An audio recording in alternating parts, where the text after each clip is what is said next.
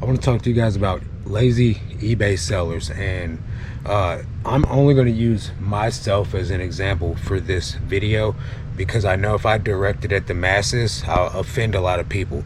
So I'm going to go over what I think in my experience I have done that made me an eBay seller that was lazy, and what I'm doing now that makes it different.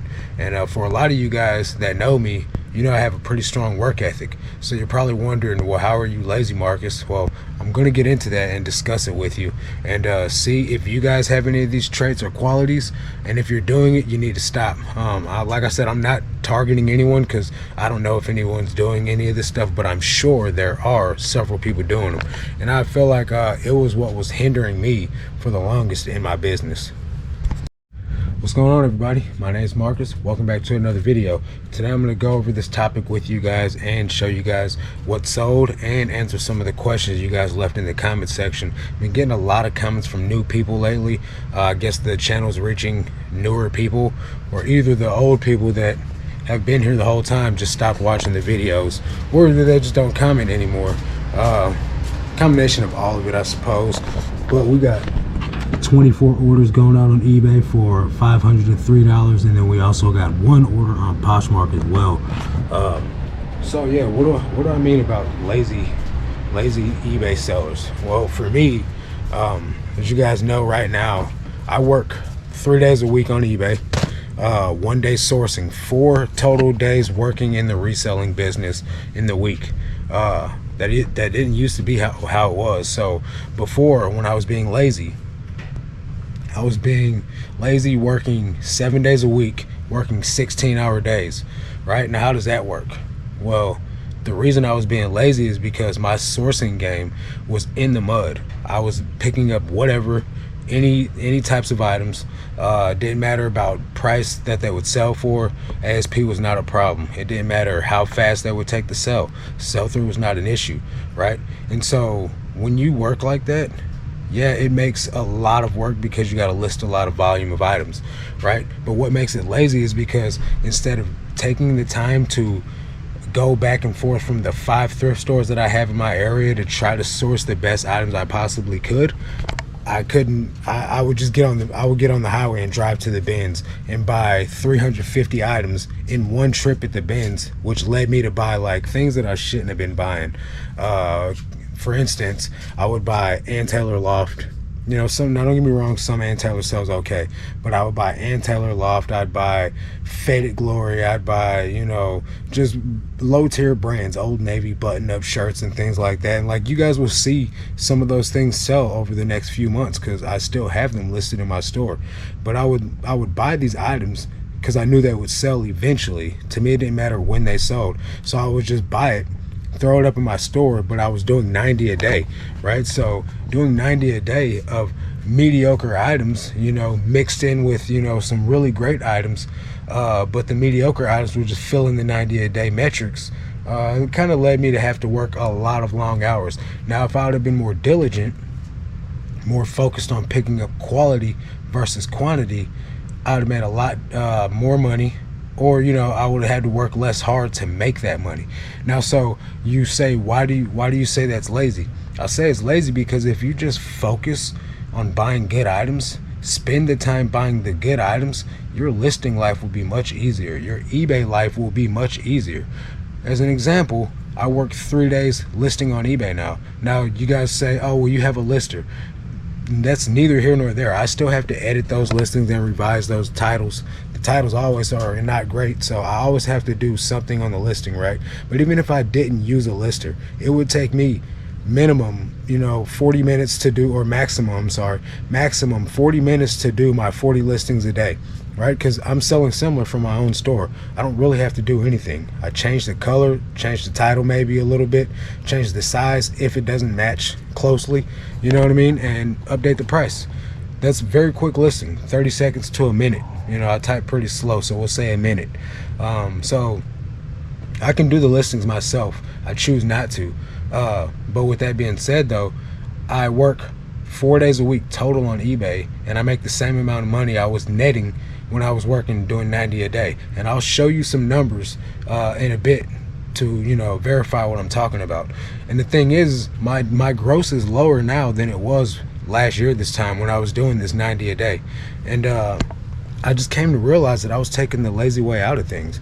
I was just spending so much time working, putting listings up on eBay, that I literally didn't even have any life. All I did was worked on eBay the whole time. 16-hour days sucks. And I would sprinkle in the other things that I needed in between my eBay day. So I would literally wake up at 5 in the morning, start listing on eBay, and wouldn't finish till 12 o'clock that night. So how many hours is that?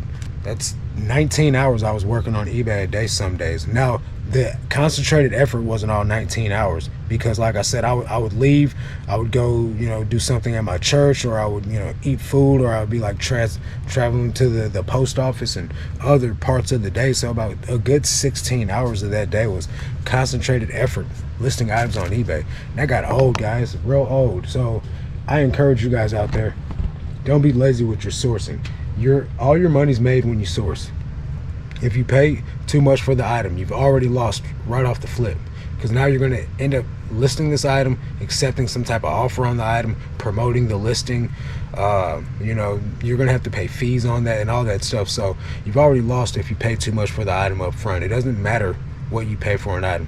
So when you go to sell that item, you have to make sure that you're getting it for the lowest price you can, which is why I shop at the bins. You can go to the thrift and make a lot of money at the thrift if you got items that are worthy of paying up for at the thrift. I don't have those options here. Most of the stuff that I have here at my thrift is stuff that I can get in just the same amounts if I just go to the bins. So would it make sense for me to pay $15 whatever for a pair of Levi's when I can just go to the bins and get a pair of Levi's for $2? It doesn't make any sense to me. So I'm not getting more by going to the thrift than I would if I went to the bins. In fact, I'm getting less. If I went to the bins, I'm going to be able to get 15, 20 pairs of Levi's. If I go to the thrift, I'm only going to be able to get 2 or 3. So I'm not doing that. I'd rather get more for my money. And then when you buy the items for cheap enough, you can sell them for a good profit amount, or a good profit margin, and then you don't have to work as long. Yeah, you spend more time sourcing, you spend more effort on the road, but at the end of the day, you get more money for it. So my thing has been to buy items that sell for over 25 bucks, and to buy as many of those as I can, list less of those items, and make more money. And I'll show you guys my numbers from this time last year to where they're at this time this year, and I'll explain a little bit of variables that go into that with the numbers that I spent on the money and stuff, or spent on the items, and the difference in why I'm making more money now than I was then. Okay, so what we're looking at right now, guys, is January 1st, 2023 to January 31st, 2023. So this is the first month of January last year. I did $13,597, and so we'll just say 13.6 in sales. 644 items sold, and then the ASP was 21.11, and then the selling costs were we're not even worried about the selling costs, but it's 48% of my, almost 49% of my money. And then I net $6,200, right? So that was for the first month of last year. This is when I was listing 90 a day. I made 13.6 in a month.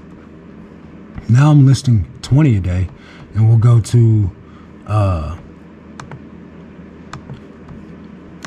the last 31 days now. So, well, it's got December 27th in there to now, but we'll rock with that. So I'm at almost 12,000, just $100 more, and I'll be at 12,000. And I sold 498. Remember, I sold 644 to make 13.6.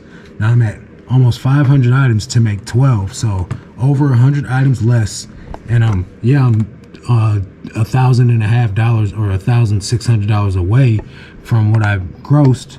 But if we look at the ASP is $23.90, and then I'm $200 away from what I made net. Now, like I said, I was going to tell you guys the variables that go into play to why I'm making more money.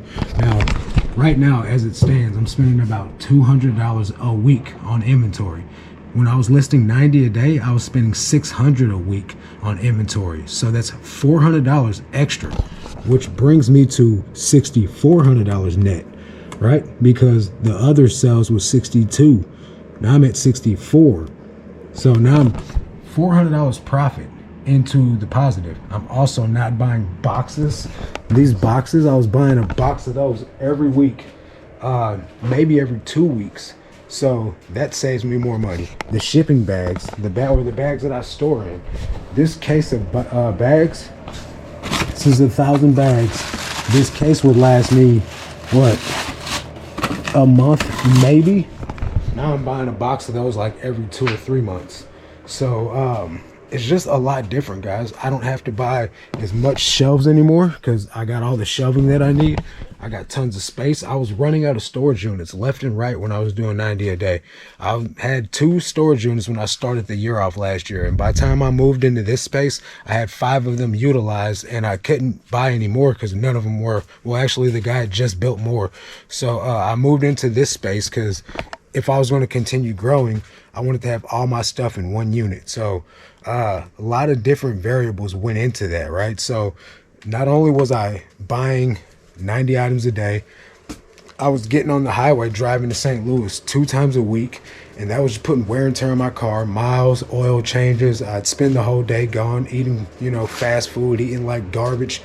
And at the end of the day, guys, that was just a lot of, me just being lazy enough to not pick good items, being afraid to lower the amount of listings that I was doing.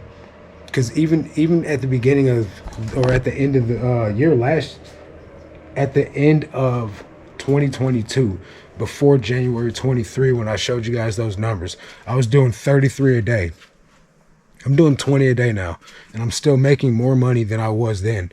So I ramble all this stuff off to you guys to just show you, now I work 3 days a week, 1 day sourcing, 4 days a week on eBay, and I'm making more money. And that's because the energy that I focus into my day, these 4 hours of work that I do on the days that I do work are concentrated. I come in here, I ramble. The most time I waste is making these videos, and I don't think it's a waste of time, but it's the most time that I'm not really doing anything because I'm standing here just holding a camera.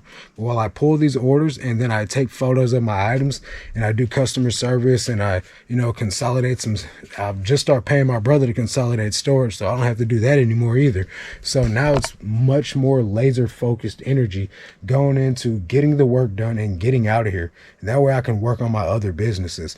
eBay is still going to be, the bulk of my income coming in, but at the same time, I can still come in here, work 4 hours a week, sell 6 figures, 4 hours a day, 3 days a week, and sell 6 figures of inventory every year.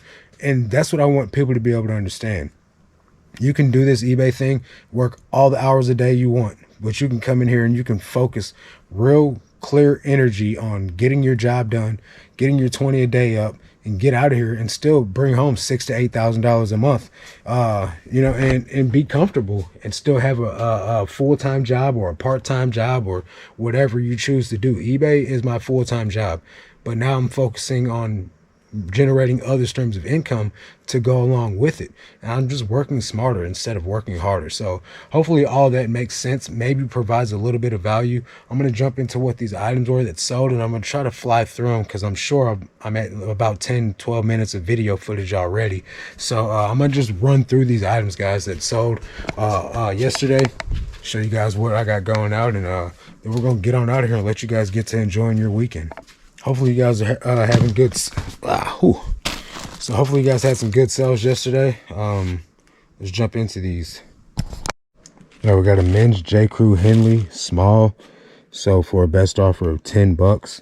Got this Oxford University sweatshirt. This is a men's small as well. That's sold for a best offer of $16. We got these Talbot's women's pants, size 10, petite. Gray corduroy, those sold for a best offer of $12.80. Then we got these Eddie Bauer canvas pants. Those are men's 34-30. Those sold for $12.95. Then we got this SIU Salukis t-shirt, sold for a best offer of $5. It was only listed for $8, so I didn't get lowballed too bad. But this is a pair of BKE women's cutoff denim shorts, size 25. Those sold for $10.88. So all those sales were examples of why just picking up anything to sell anything for the volume method doesn't work, right? All those sales were low dollar sales. None of them were impressive sales. Those are all old items that I would have picked up around this time last year just to hit the 90-a-day listing goal. So I didn't have the ASP in mind. I didn't have the just pick up as many good quality items as I could. I was just pick up any items that I could. So let me show you some more items. Got this Quacker factory shirt. That is a women's medium. It's sold for $10. Quacker factory, like, shirts that are plus size with like the embroidery on it, go for decent money, but that did not. This item, for some reason, this item had a different SKU number on it than what was on the actual photo. So it said 16981. I searched for it and I couldn't find it, so I messaged the buyer to tell him that I didn't have it. Well, then I got to looking for the next item and I noticed that it was 16986 and it was a totally different box on a different shelf. So I opened it up to make sure it's the right item, and it is. So I messaged the buyer back and told him, never mind, I found it. But that's weird. I don't know what would have happened to where I would have taken the listing with the photo of the SKU in the photo.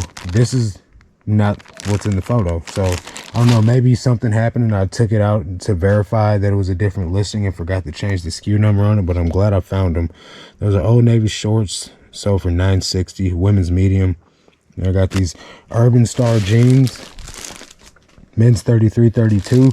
Not a brand that I recommend picking up, but they sold for 20 bucks. 21 black jeans, women's 13-14. What are those at? Oh, what did I do with those? What number is that? 17146.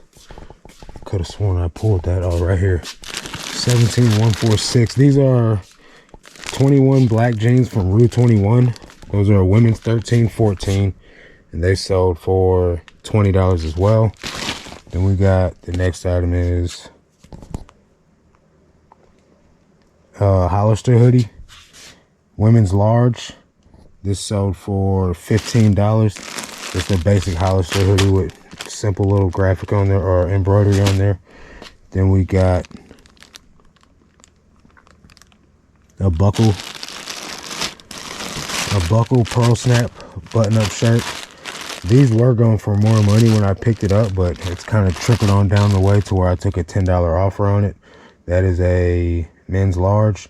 Then we got this high visibility sweatshirt, men's large, just a crew neck sweatshirt, sold for 20 bucks as well. Got some Aeropostale women's sweatpants, extra small, sold for 12 bucks.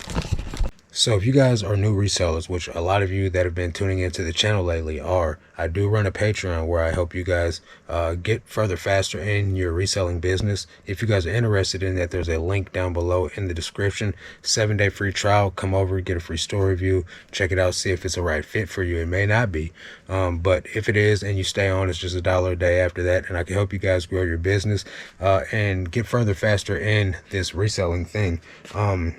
I'm gonna jump into another couple of items. Employee stuff. I had a guy in the last video ask me what employee stuff is safe to sell and what's not. So what's not safe to sell is like post office, and this is all stuff that's in current circulation, mind you. So like FedEx, UPS, USPS, things like that. Those are on the Vero list. You can't list those. You can't list like Homeland Security stuff like that. You can't list that type of stuff either. You'll get, I don't even think you can actually press the list button on a Homeland Security item. But those are the types of employee items you want to stay away from. Like fast food. What I'm getting ready to show you is a State Farm employee sweatshirt. Things like that. That stuff is all safe. Taco Bell, Sonic, Wendy's, Starbucks, all that stuff. I sell it all day long. Amazon stuff is a little bit risky. You can list it. People sell it all the time. Sometimes you get hit, so stay away from that too. Unless you are one of the ones that like don't care about it and you speed and don't get caught. Those are the things that are going to be like more risky to try and sell. But like I said, there's caveats to everything, because I've sold tons and tons of Amazon stuff and never got Vero for it. Guy on my Patreon sold Amazon stuff two times, got away with it, and on the third time he listed some, he got hit. So you just never know what they're going to do. Every list is on the Vero list, like every brand is on the Vero list, but not every one of them are actively coming after everybody. So you just got to be cautious with it. And sometimes you can't even trust the comps, man. 22,757, because you go based off comps and you see stuff selling left and right, and you're like, well, everybody's selling it, and the next thing you know, you're the one that gets hit. State Farm, just a basic State Farm sweatshirt, sold for, that's a medium, that sold for 25 bucks. Then we got 22,882, 22,882. What's that? These are American Eagle jeans, women's size 10. They're flare leg, and they sell for 20 bucks. And we have a Mercy Hospital. So I sell scrubs all the time. 22,941. These don't really go for great money, but they sell so consistently that I don't pass them up. And they usually sell kind of local to me, because Mercy Hospital is in the area for me. We got one in the town I live in, and there's a couple in St. Louis, which is where I source at. So since they're in St. Louis, I get these in St. Louis all the time. Mercy scrub top sold for 15 bucks, and that is a women's medium. Like I said, I find these all the time, so it's something easy that I can list. I could just sell similar off a previous listing. I don't have to do anything but change the size on it and maybe the condition description, and it's easy 15 bucks every time I find them. And I usually find them probably about like 5 or 6 at a time, so it works for me. Got this Aerie extra small, like kind of waffle knit sweatshirt. I listed it yesterday and it sold yesterday, but I took a best offer of $10 on it. Then I got, what is this? Oh, I got this Sonoma extra small basic t-shirt. Don't pick up Sonoma, guys. That item's super old. So for $6.40. And I got this Daffy Duck t-shirt. This is a men's medium, I think. Men's large. It sold for $12. Then got this Banana Republic wool sweater right here. Men's large. Sold for $12. And I got this International Concepts jeans. I don't recommend picking this up either. The men's stuff sells a slight bit more than women's does. Those are women's size 12. They sold for $10. Then I got these BKE Liberty jeans. These are vintage Y2K with the flare leg. I took a best offer on these, or either I sent an offer. They sold for $16, and they were on sale for 20% off. So normally they go for more like 25, 30 bucks for me. Code Blue, don't pick this up. Women's 6, sold for $8. Then we got, that's not it. Where's the last item at? Maybe that was the last item. So this item right here sold on Poshmark. And I'm actually surprised it sold as quick as it did. Just got listed on Poshmark. It is stained all over, but it's a Ruka full zip hoodie, and that is a men's, what size? Men's large, and it sold for $20.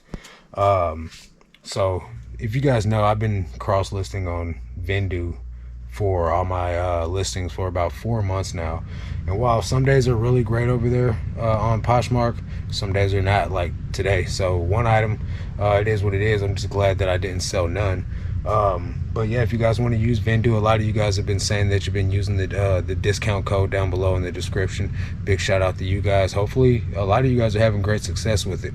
Hopefully you guys continue with that traction. I know for me, if I get stagnant over there, it doesn't matter if I'm sharing or not. I just don't sell any items. I don't know if that's a thing, but when I get back to listing, I start selling things again. So big shout out to you guys. So hopefully you guys are learning stuff from the channel. Leave your questions in the comments down below in the description. I always answer them in the comment section, but I share the value on the channel for those that don't read the comments, it's just today, since I spent so much time going over the numbers and everything at the beginning of the video, I don't have any time left. I do have stuff that I got to do because I got a hard stop today. I got a big event at my church.